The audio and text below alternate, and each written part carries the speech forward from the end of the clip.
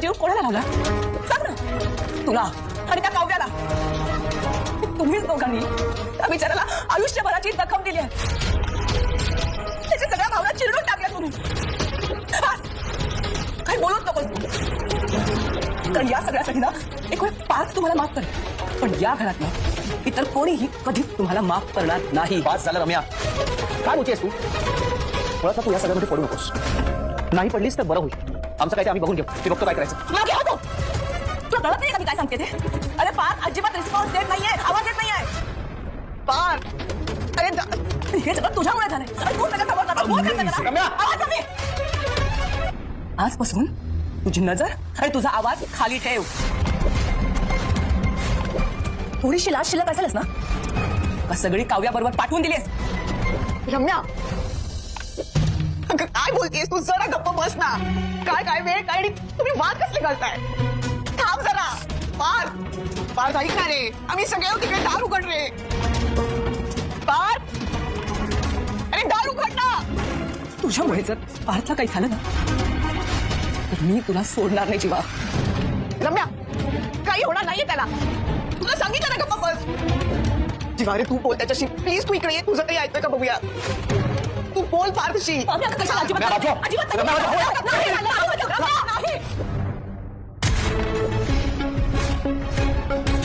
पार्थ अरे काय रे, घाबरवलंस ना.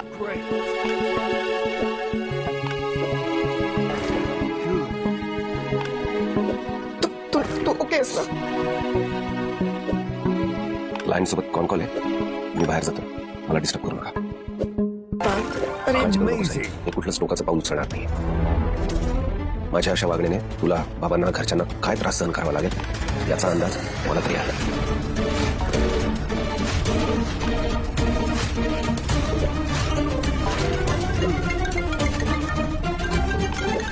कुलकर्णी सर म्हणजे आपले आपले नागपूरचे क्लायंट्स ना.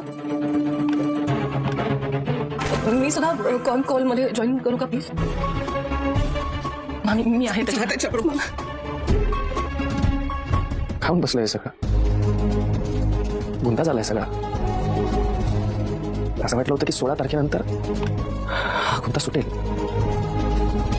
पण हे सगळं गुंतागुंतीच्या पलीकडे गेलं. हे बघ, तू हार म्हणू नको. हे सगळं गुंतागुंतीच्या पलीकडे गेलं.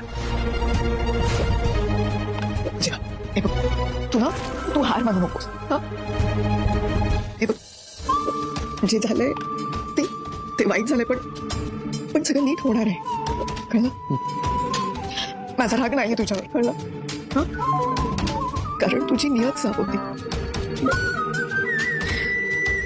अर्थात एक सल कायम राहील मनात. काव्यानी नाही, पण तू सांगायला हवं होतंस रे. का नाही बोललास मलाशी? मला सगळं म्हणणं आहे तुझं. तू त्यासाठी हवं तर मला महार सोड, मला उपाशी ठेव, वाटेल ते कर. मला तू आणि बाबा माझ्याशी अबोला जर हवं तर, पण आत्ता नाही. मला आत्ता नंदिनी गाण्याला जायचंय. आल्यावर बोलूया आपण. नंदिनीला थांब. काय नंदिनीला? नाही अरे आता लगेच नको जाऊस. हे बघ जीवा, प्लीज ऐक. नंदिनीसाठी हे सगळं खूप धक्कादायक आहे. तिला थोडं शांत होऊ दे. तिला थोडा वेळ दे जीवा. गाय, ती सुद्धा मला मिस करते. तिचा मेसेज आला होता. आता मी वर बसलो होतो ना, हे बघ घड्याळाचं बीप वाजलं. याचा हे घड्याळ तुला आठवलं का? नंदिनीने मला गिफ्ट केलं होतं. आमचं ट्विनिंग वॉच हे वाजलं. मला याचा अर्थ मला तिने मेसेज करून सांगितलं की मी तुला मिस करते. मी जातो.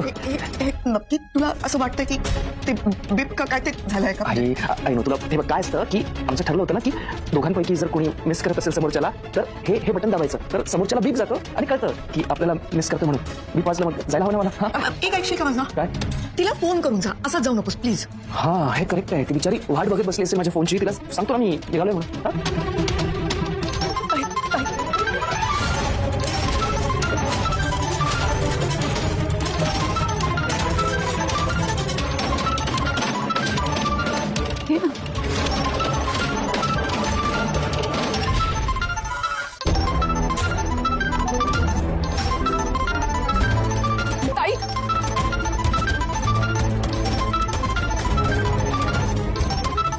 हॅलो. हे बघ नंदिनी, तू अजिबात काळजी करू नकोस. मला तुझा मेसेज मिळालाय. मी तुला घ्यायला येतोय. तू रेडी राहा. मी येतोय घ्यायला. ओके? एक मिनिट जीजू, एक मिनिट.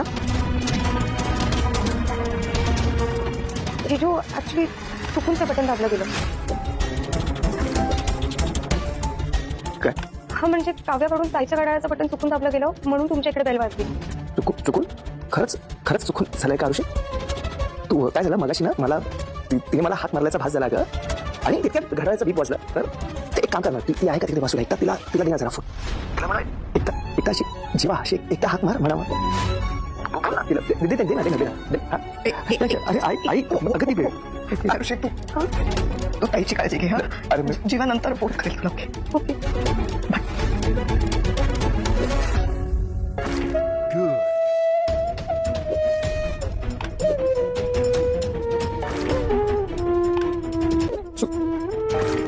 चुकून आलं मला नाही सर काय होऊन बसलं हे सगळं चुकून. हे सगळं नीट होईल ना? चुकून नाही मनापासून ती फोन करेल ना मला एकदा.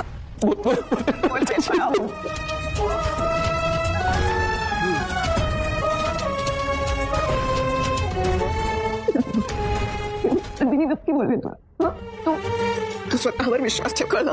हा तू हार मानू नकोस. मी आहे ना तुझ्या बरोबर. आपण करूया. एक लक्षात ठेव जे तुझं आहे ना ते तुझ्यापाशी येणारच. होय आणि जर माझं स्वतःहून माझ्यापाशी नाही आलं तर मी त्याला माझ्याकडे वळवेन. माझ्याकडे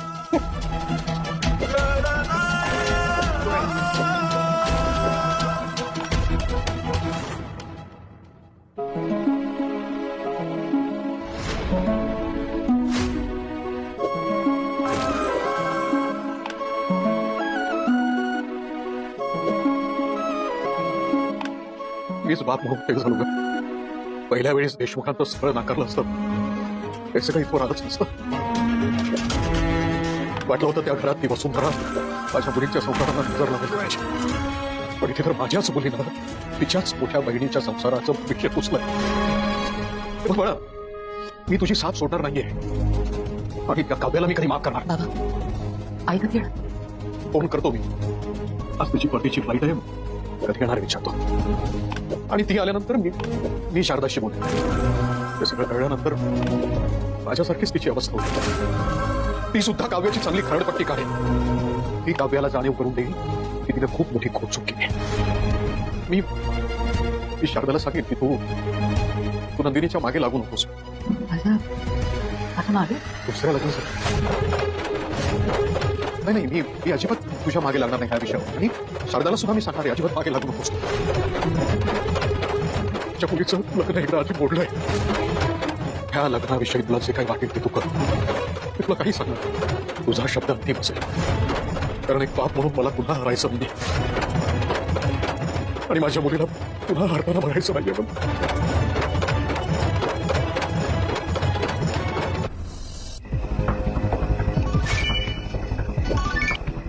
आई बोल. अगं आहेस कुठे तू बाळा? मी खाली पार्किंग मध्ये आहे. इथे काय करतेस आता? कांदा देण्याची तयारी करते. कोणाला म्हणजे काय?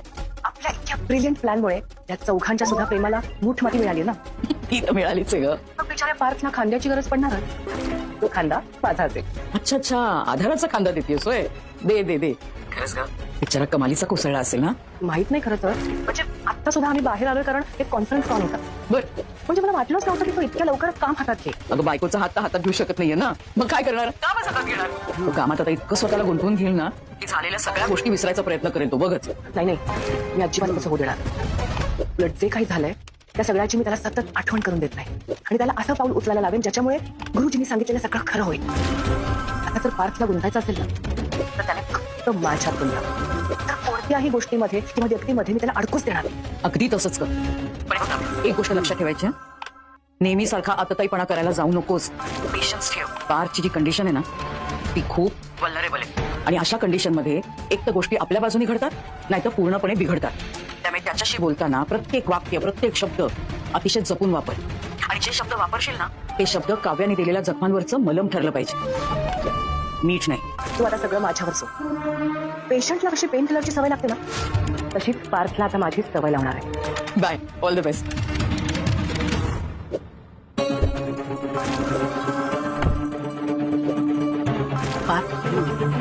असा आतल्या आत पुढत बसू नकोस रे.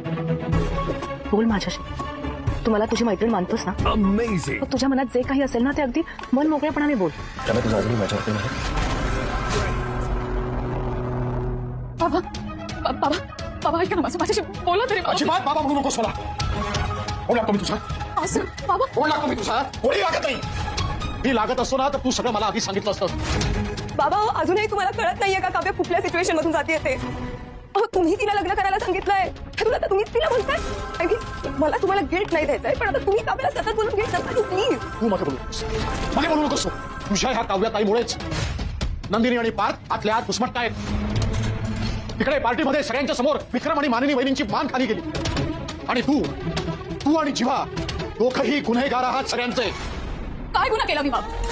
सांगा ना बाबा काय गुन्हा केला? माझ्या बहिणीचा विचार करून गप्पा बसले हा गुन्हा केला? देशमुखांच्या घरातल्या सगळ्यांचा विचार केला आणि गप्पा बसले हा गुन्हा केला? की स्वतःचा भूतकाळ विसरून पाचचा हात धरायचा निर्णय घेतला हा गुन्हा केला? हो, तुझा तो भूतकाळ तू सगळ्यांपासून लपवलास हा गुन्हा होता. मग मी पण गुन्हेगार आहे.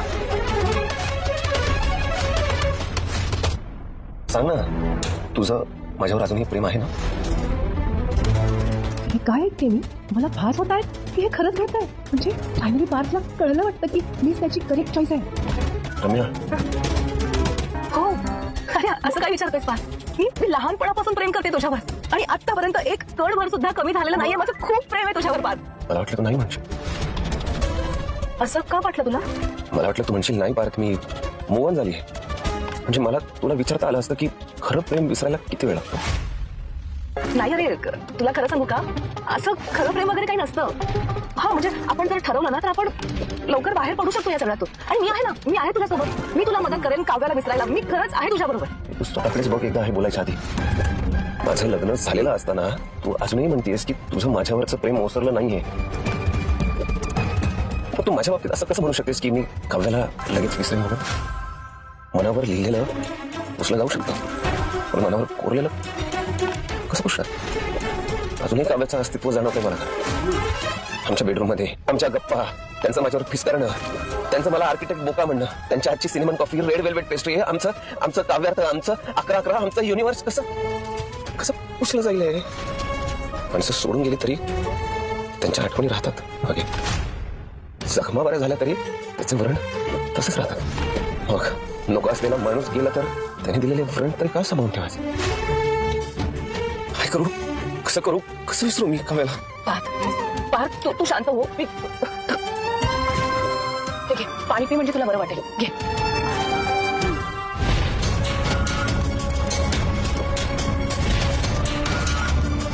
Amazing. नाही नको. आधीचा पार्थ मेलाय. आता त्याचे अंशही लवकर गेले पाहिजेत. मला तुला काही आठवायचं नाही. काव्य आणि तिच्या आठवणी एका क्षणात नकोशा झाल्या पार्थला. किती पटकन मूव्ह ऑन व्हायच्या गोष्टी केल्या पार्थने. तू आता काळजी करू नकोस पार्थ. काव्याला लवकरात लवकर तू कसा विसर